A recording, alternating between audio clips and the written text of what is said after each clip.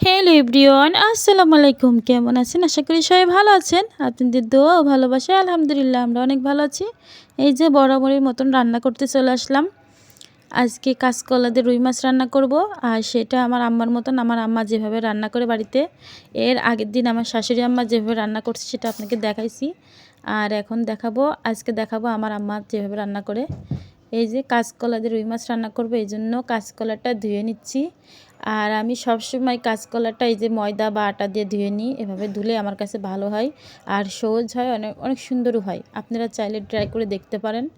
এই দেখেন কত সহজভাবে এই যে এমন করলেই হয়ে যায়, ধোয়া হয়ে যায়, বেশিক্ষণ লাগে না। এই যে হয়ে গেছে পরিষ্কার, দেখেন কত সুন্দর হয়েছে। চাইলে আপনারাও ট্রাই করে দেখতে পারেন।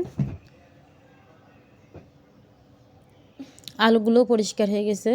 যাই হোক, মাছটা ভাজা হয়ে গেছে, এখন তরকারিটা দিয়ে দিব। তার সাথে দেখেন করলা ভাজি করবো আজকে। রুই মাছ দিয়ে কাঁচকলা রান্না করবো আর করলা ভাজি। মাছ ভাজা হয়ে গেছে, তরকারিটা চুলায় দিয়ে দিব। আর আমার আম্মা যেভাবে রান্না করে আপনাদেরকে দেখাবো, সেভাবেই রান্না করে। এই যে পেঁয়াজ মরিচ ভেজে লাল লাল করে নিব, তারপরে সব মশলা দিয়ে দিব। আর এই মশলায় কোনো ভাজনা উঠাবো না, ভাজনা দিবও না। আমার আম্মা এভাবে রান্না করে না, সেভাবে এই যে এভাবে রান্না করে সব মশলাগুলো দিয়ে দিলাম। আদা বাটা, রসুন বাটা, জিরা বাটা, গুঁড়ো মরিচ, হলুদের গুঁড়া, মরিচের গুঁড়া সবটি দিয়ে দিয়েছি। দিয়ে ভালো মতন মশলাটা কষিয়ে নিয়েছি। আর এই তরকারিটা অনেকক্ষণ ধরে কষাবো। যত কষাবেন তরকারিটা অত মজা লাগে তরকারি। এই যে তরকারিটা কষানো হয়ে গেছে, মাছটা দিয়ে দিলাম।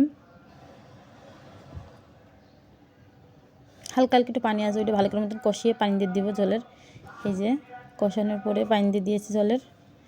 তরকারিটা হয়ে আসতে এখন আমি কয়টা জিরে ভেজে দিব। আমার আম্মা এভাবে রান্না করে। এই যে জিরা ছোটোটা পাতিলে ভেজে নেব, ভেজে গুঁড়ো করে তারপরে এর ভিতরে দিয়ে দিব। এই যে জিরা ভেজে গুঁড়ো করে নিয়ে আসছি। আর কেমন হয়েছে তরকারি কালারটা বলেন। আমার ভিডিওটি যদি ভালো লাগে অবশ্যই লাইক কমেন্ট শেয়ার করবেন আর জানাবেন যে আমার শাশুড়ির হাতের রান্নাটা কেমন, মানে শাশুড়ির রেসিপিটা ভালো লাগছে নাকি আম্মারটা। মানে আমাদের দুই জায়গায় দুই রকম, দুই আম্মা রান্না করে এভাবে।